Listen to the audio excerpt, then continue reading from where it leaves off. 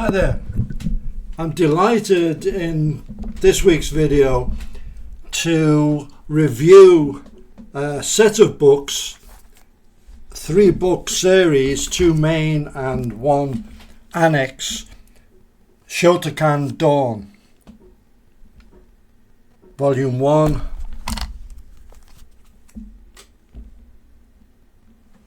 Volume 2, and the supplement.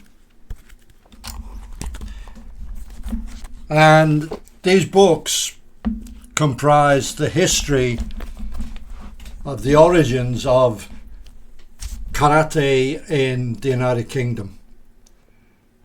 Now, before I go any further, I've put a link to where you can get these books, and it's a company called Mona Books, and I've been dealing with them for many years. And the great thing about them is they specialize in rare books and hard to find books on the martial arts and combatives, and really good people to deal with. They also publish some of the books. In fact, volume 2 of this book was published by them, so they're a good company to support. And as I say, I've put the link in there. The series was written by Dr. Clive Leighton, himself a high-grade black belt in Shotokan, who had access to the files of the BKF, the British Karate Federation, which was the original federation in this country. And he had all the membership applications that are remaining, the grading result forms, and the voluminous correspondence between people all over the country, all over Europe, and in fact all over the world, as well as interviews with many of the leading characters. And it's become a terrific read and invaluable. So straight away, the history is really the story of the pioneer Vernon Bell. Vernon Bell was a black belt in judo, jiu-jitsu under Kenshiro Abe. And one day he saw a photograph of Tamashiwari wood breaking by a Japanese karate expert. And this photograph really struck a chord with him and set him on a journey which led to the development of karate, and in particular Shotokan as we know it.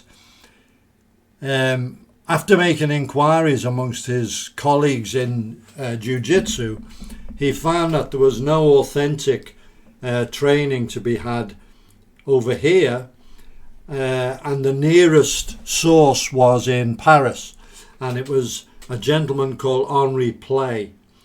Now, he himself is the great pioneer of European karate, and deserves a lot of mention for that. He's written several books, and I have reviewed one of his books here, so I talked about him in some depth. So Vernon Bell started going over to Paris. Now, what you've got to realise, this was the mid-1950s. It was quite austere times over here. Travel, even to our nearest neighbour across the channel, wasn't as easy as it is now. There's no Eurostar, for example.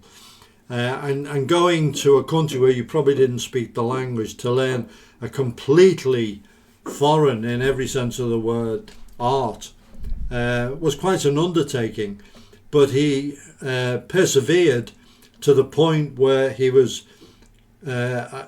graded first Shodan and sometime later second Dan by the Yosekan organization as recommended by Henri Play.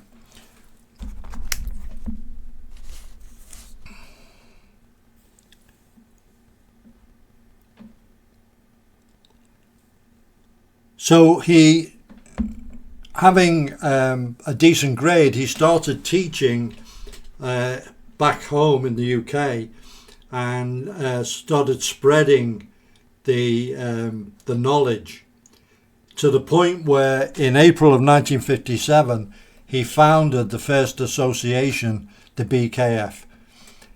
So he then imported some of the instructors he trained with in France, notably Tetsuji Murakami and Hiro Mochizuki. Both were, to all accounts, excellent practitioners, and they helped in no small measure to spread the interest. Now, Murakami Sensei was renowned for being technically proficient, extremely agile, and also intolerant of any mistakes. The training then was on a level that I don't think many people now would tolerate. It's certainly alien to most of our experience. Terry Wingrove, who was one of the early practitioners with Vernon Bell, who later became very prominent, in the book he mentions that when he accompanied Murakami Sensei to various dojo, he would be the demonstration partner, and it was quite common to be knocked out, to be knocked unconscious by Sensei. And he estimates he must have been knocked out at least 20 times. Similarly, Alan Smith, who was one of the Liverpool seniors, told me that Vernon Bell came to Liverpool and he was going to teach a module on katsu, or resuscitation. And to do this, he said, I'm going to knock one of you out and then revive him. So everyone took a big step backwards, and there was a lot of short necks and looks to the ground. But he selected one of the guys, I can't remember who, and indeed knocked him unconscious. So back then, the training was pretty full on. And I'll just quote from the book something that Terry O'Neill, who was a very young guy training at this time, said in Fighting Arts magazine about Master Murakami.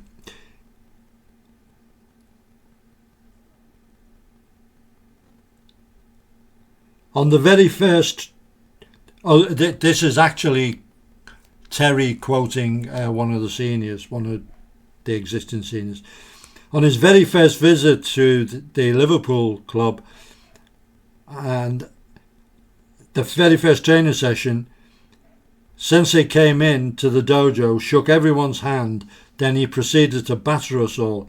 He'd give us commands in French, he didn't speak any English, and when we didn't obey him, he would begin hitting us, slapping our faces and kicking us in the stomach.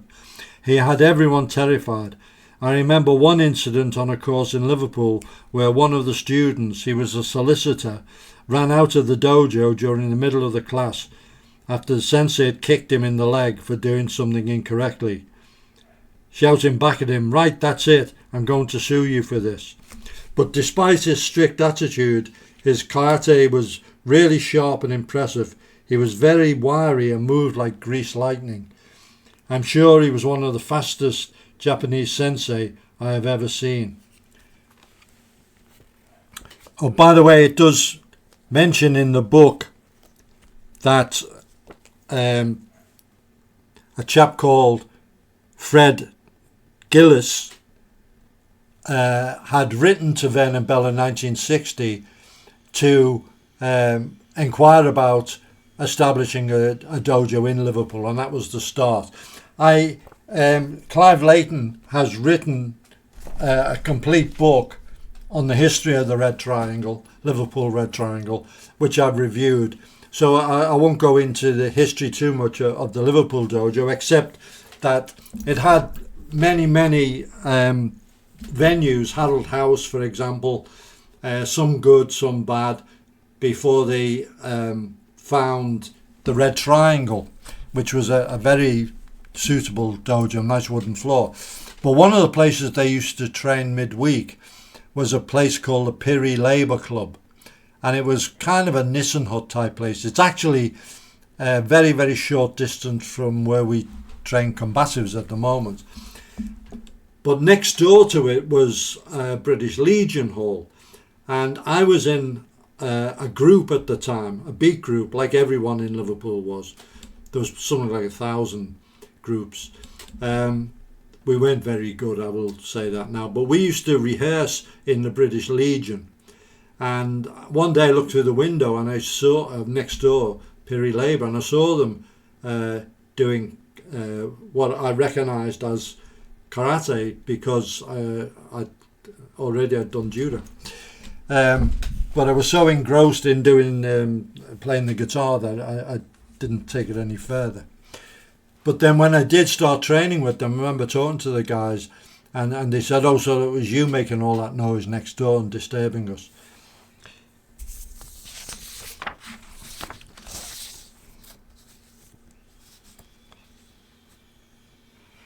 In 1963, there was the first international competition held in Paris, and Terry Wingrove was the captain of the British team. He was a brown belt.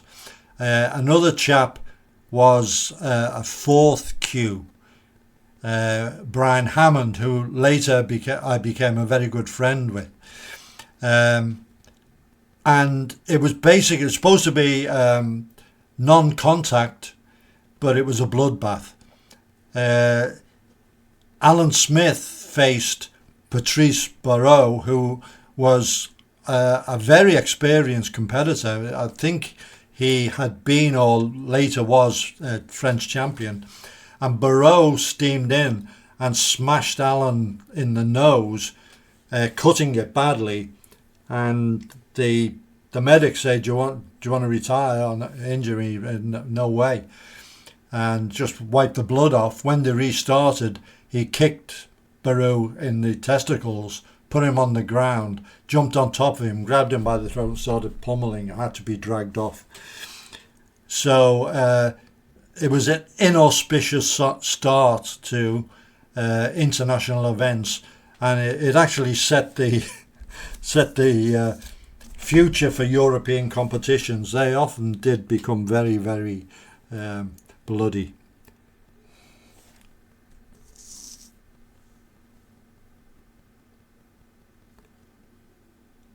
So Vernon Bell had international correspondence with as far as New Zealand and so on, but he was in touch with the JKA, Mr. Takagi in Tokyo, and he used to order gi and films. There were still films back then, and they sent him copies of their house magazine and so on, and this led to them offering to send a team of top instructors over, and this happened, and it's covered fully in volume 2. So the book falls into the books fall into two distinct parts. The end of volume 1 really is the end of an era, and the Murakami era, because he kind of fell out of favour because they found out he wasn't a JKA instructor. and I don't know the ins and outs of the claims or anything. He was a Shotokan instructor apparently, but everyone who trained with him rated him very highly. But the JKA were offering this this opportunity. So the book covers it in tremendous detail. I'll just mention it from my point of view. I had, and I mentioned this in an earlier video, I tried to find out where there was a dojo, and they weren't using Piri Labour, and I actually went back there to see, and they weren't using that. Couldn't find out where they were training. And I was still doing judo, and I was doing it at the place I was working, BICC Prescott, and where we later started the Gutterfighters. One day in April of 65, a chap came into the dojo, and it was Frank Vernon. He lived in Prescott, so he was on his way home, and he asked if it was okay to put a poster up. And when he put it up, it was advertising this forthcoming demonstration of karate by these Japanese masters to be held in the St. George's Hall. I think it was only a week or maybe 10 days away. So I immediately put an earlock on him and asked him where the dojo was, and he told me it was the Red Triangle, 126 Everton Road. And when they trained you, he said, if you want to apply, come down on a Sunday morning. So when the Friday rolled round for this St. George's Hall demonstration, I took my girlfriend and we went down there, and we were sitting high up on a balcony, and looking down in the audience opposite, ringside, were two guys I recognised as being doormen from the cavern, because I was a regular at the cavern. In fact, that's where I met my girlfriend, and I didn't know the names, but I recognised them. And then there was this amazing demonstration. Now, can any of you modern practitioners, the very first exposure to it was 4 of the top 5th dans. There was senseis Kase, Kanazawa, Inoda and Shirai. And Kanazawa sensei had been the the first champion of the JKA, and Inoda sensei, and I think Shirai also. Inoda sensei certainly had become a champion as well. And the demonstration went on probably an hour and a half, I'd say. And so you can imagine they demonstrated everything.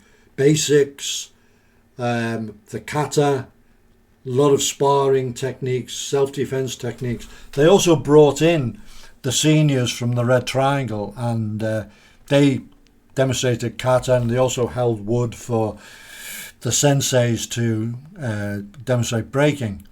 So that was an absolute life-changing experience for many people. And I went down on the Sunday, and I joined not only the dojo, but I had to join the BKF, which was like adopting a kid. It was several pages, and you had to give referees and really sign an oath that you would never reveal these deadly secrets, and I'm afraid I have broken that oath many times over the years. And it was fairly expensive by those standards. Well, it certainly wasn't cheap.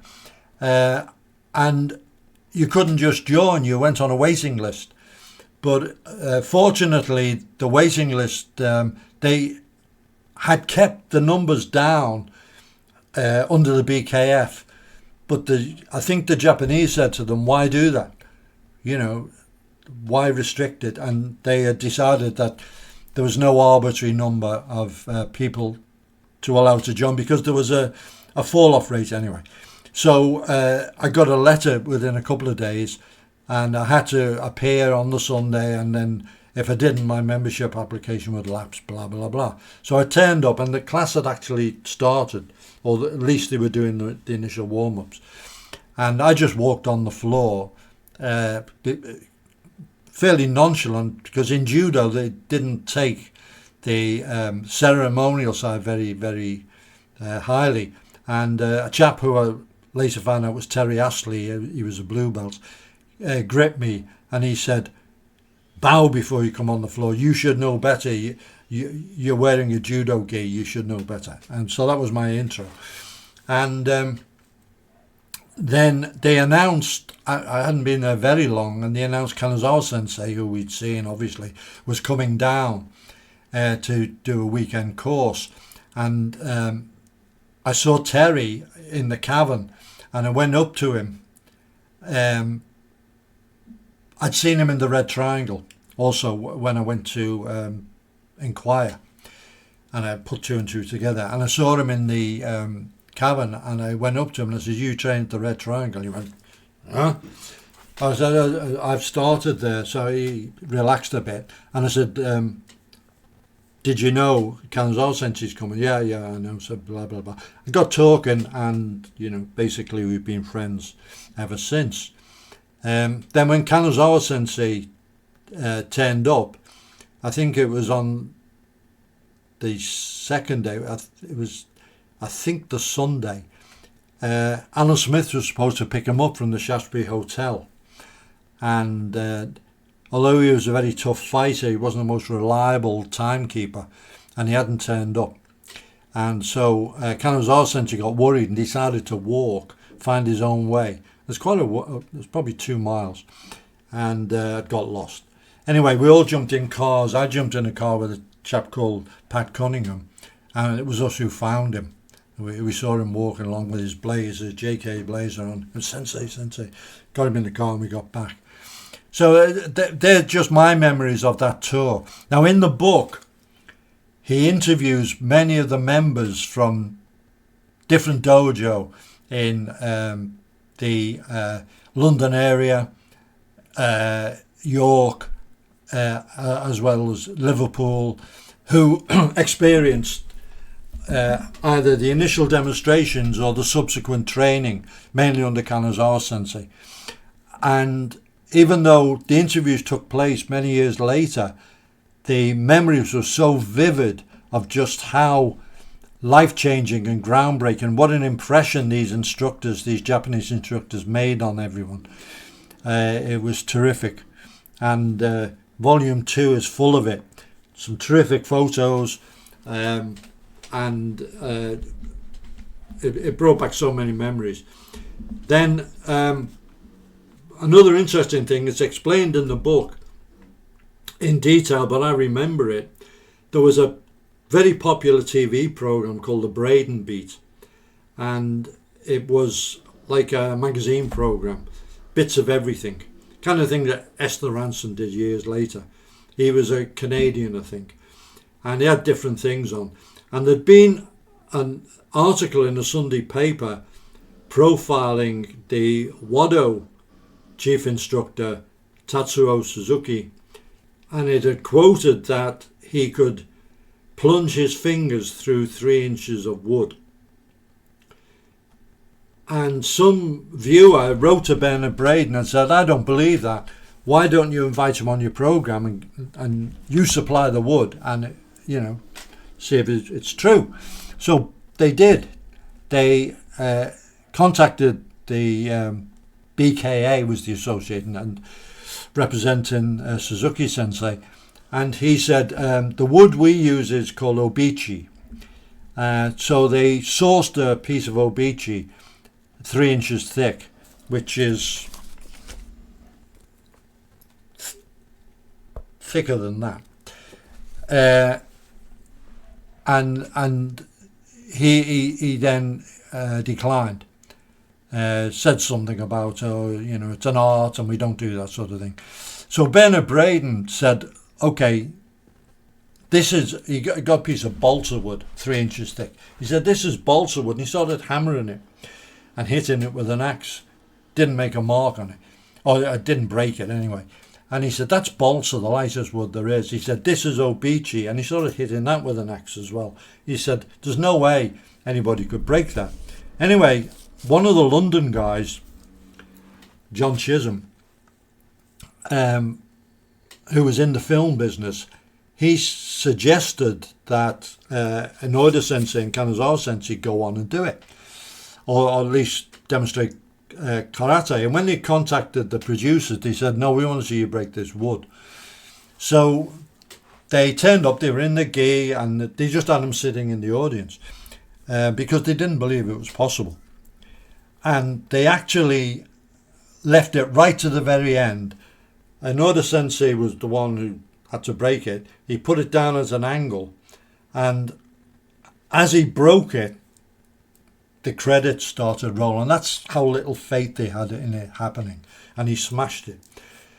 Anyway, they brought them back a week later, and Bernard Braden made a profuse apology, and he said Mr.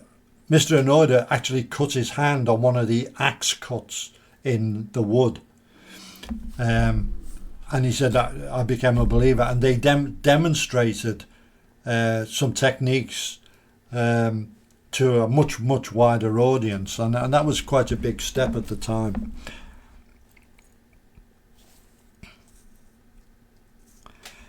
Okay, so there's a lot of politics involved, as there has been ever since, in not just Shotokan, not just karate, but every martial art.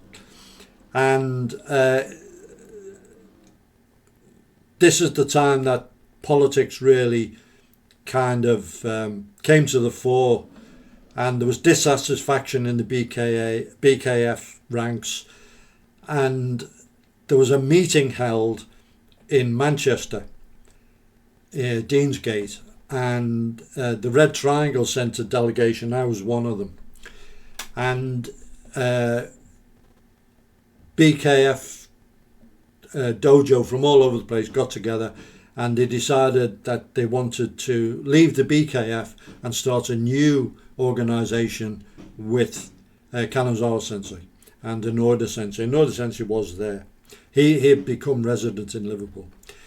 And the name chosen was, to my recollection, due to Frank Vernon, who I mentioned putting up the poster, Karate Union, because Frank was a shop steward in the Boilermakers Union at Camel Laird shipyards, and they were very militant. And he's one of the main reasons why there isn't much of a shipbuilding industry in the UK anymore. Okay, and you know, he was quite open about how militant he was. When we worked together on the top rank, 4 of us, he instituted a system from the shipyards where only half of you worked at any one time. The other 2 were sitting having a break.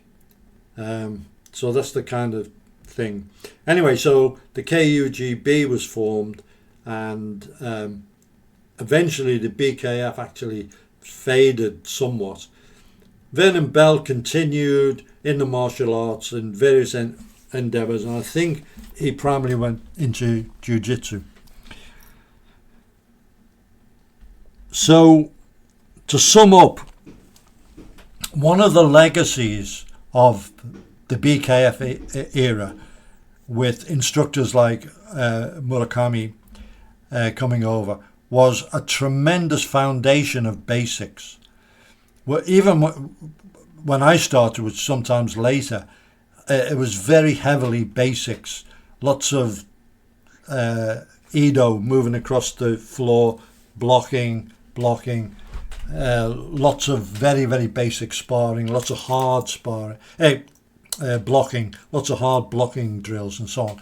This stood those guys in very, very good stead, because many of them became very, very celebrated at very high levels in the martial arts. The names are well known because of that foundation. So that's one of the things. And I'd like to quote from Terry Wingrove, what he says at the end of Volume 2. He says, Vernon Bell never had his due for introducing karate into Great Britain. When I go down to a large sports centre or small school hall, I see adults and children practicing. I think to myself, I started that. Sorry, that's a quote from Vernon Bell himself. Okay. Terry Wingrove noted, Kanazawa is famous, Inoida is famous, but Vernon Bell has been forgotten. He was the first man to practice karate in this country 9 years before the JKA came over, and the association he formed and the training were good. The Japanese said it was good. No one can ever take that away from him. I think practitioners should respect him for that. It would be nice if the karate authorities recognised him in some formal way, gave him a special certificate from all the associations thanking him for what he has done. Perhaps he should be recommended for some civil honour. That would be fitting. He's done such a lot. I have wanted things told straight and factually, and that's why I've cooperated fully with this book. Terry Wingrove is probably the longest practicing karate practitioner from this country. He started way back in the early days, and he's still heavily involved now, very high grade, I think a 10th dan. Tremendous background, and his opinion counts very, very highly. I only ever met Vernon Bell very briefly when I used to go to Control Commission meetings. But I did know a lot of people who knew him well or trained with him. Terry, Alan Smith, people like that. And nobody really had a bad word to say about him. All the fallings out were political. He never did anything that really you'd say was wrong or bad or damaged people or what was for revenge purposes or smearing people or anything like that. And I agree with Terry Wingrove that